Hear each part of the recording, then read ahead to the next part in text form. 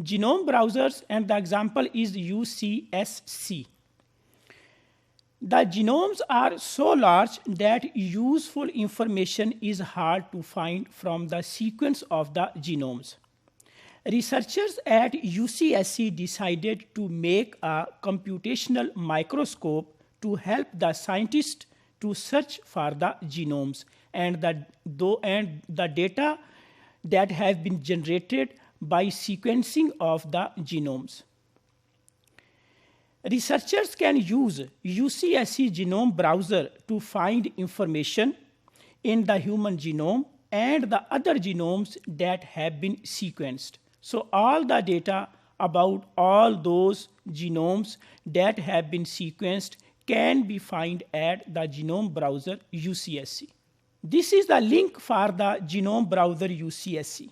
This is the main home page of UCSC genome browser. This is another view of the home page of UCSC genome browser where we can find the information and we can zoom in and zoom out to this home page. The UCSC genome browser gives the information about the markers that have been mapped on the human genome and other genomes, as well as the cytogenetic map. Here we can see that the cytogenetic maps can be viewed at the UCSC genome browser. And these are the list of the markers which are present on particular chromosome. This is another multi-resolution view in which we can see that different banding pattern, light bands and the dark bands. And if we magnify it, here we can see that this is chromosome number 4 and band is 4p16.3. This is the dark band 4p16.2. Then light band 4p16.1. So this is the banding pattern that can be seen at the UCSC genome browser. So it is called as multi-resolution view. There is another view that can be seen at the UCSC genome browser. It is called as gene cluster view. So within a specific band, genes can be seen. Here we can see that this band has been magnified 4p16.3 and these are the genes which are present on this location of the chromosome or on this band of the chromosome. So these are all genes which are present at 4p16.3.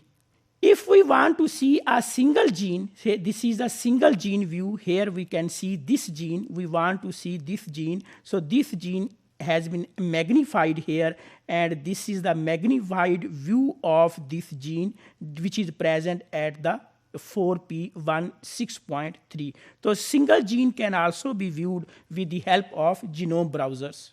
If we want to see single exon of a gene, as in case of eukaryotic genes, we now know that there are exons and there are introns.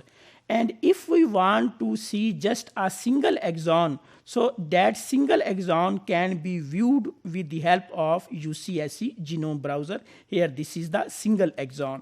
While on the other hand, if we want to see just a single base or the single nucleotide, that can also be viewed with the help of UCSC genome browser. Here we can see the detailed DNA sequence and we want to see just one of the nucleotide, we can use a UCSC genome browser.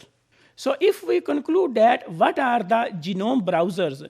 Genome browsers is actually like the microscopes. With the help of genome browsers, we can view the location of the genes, banding pattern, number of exons in a gene, or the DNA sequence that consists of either exons or introns that can all viewed with the help of different genome browsers. And here the example is UCSC genome browser.